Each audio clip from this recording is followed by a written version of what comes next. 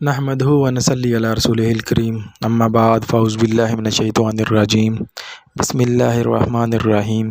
شروع اللہ کے نام سے جو بڑا مہربان نہایت رحم کرنے والا ہے۔ آج کا عنوان ہے خواب میں شہد کا چھتا دیکھنا۔ اگر کوئی شخص خواب میں شہد کا چھتا دیکھتا ہے تو اس کی کیا تعبیر ہو سکتی ہے، آج اس کے حوالے سے ہم بات کریں گے۔ اس سے پہلے کہ میں اس کے حوالے سے بات کروں، آپ لوگوں سے گزارش ہے کہ میرے چینل کو سبسکرائب کر دیں، ویڈیو کو لائک اور شیئر کر دیں اور بیل آئیکن کو پریس کر دیں تاکہ ہر ویڈیو آپ تک پہنچ سکے۔ تو چلتے ہیں آج کے موضوع کی طرف۔ آج کا موضوع ہے شہد کا چھتا دیکھنا۔ اگر کوئی شخص خواب میں شہد کا چھتا دیکھتا ہے تو اس کی تعبیر یہ ہے کہ مال زیادہ حاصل ہونے کی طرف اشارہ ہے، اس کی روزی روٹی میں برکت آنے کی طرف اشارہ ہے، اس کو مزید جو ہے بزنس میں، کاروبار میں، تجارت میں اسے نفع حاصل ہونے کی طرف اشارہ ہے۔ جس قدر وہ چھتا بڑا دیکھے گا اسی قدر اس کو مال زیادہ ملنے کی توقع ہے۔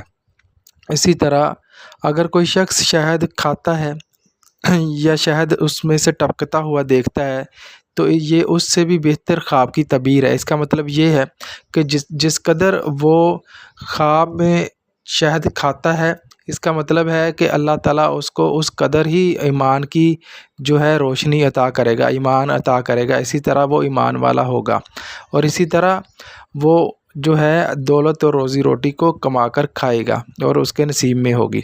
اسی طرح اگر کوئی شخص جو ہے شہد کی مکھیاں جو ہے چھتے پر بہت ساری دیکھتا ہے تو ایک طرف اور بھی اس کا اشارہ ہے کہ چھتا لگا دیکھنا نئی شادی سے تعبیر ہے، اور اس پر جو مکھیاں ہیں اس کا مطلب ہے کہ وہ جس قدر مکھیاں دیکھتا ہے اسی طرح اس کا جو ہے مال و زر میں، اس کی اولاد میں برکت ہوگی۔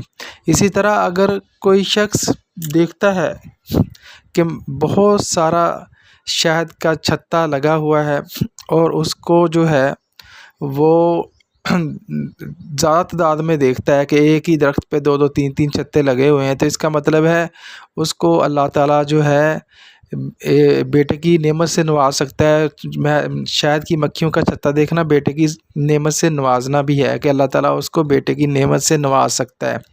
تو اسی طرح شہد دیکھنا، شہد کھانا، شہد کی مکھیوں کا دیکھنا، تو یہ ایک اچھا خواب ہے اہل خواب کے لیے۔ تو اس میں اتنی جو ہے پریشانی والی بات نہیں ہے، یہ اس کے لیے ایک اچھا خواب ہے۔ دعا ہے اللہ تعالیٰ ہمیں اپنے حفظ و امان میں رکھے۔ اپنا ڈھیر سارا خیال رکھیے گا۔ اللہ حافظ۔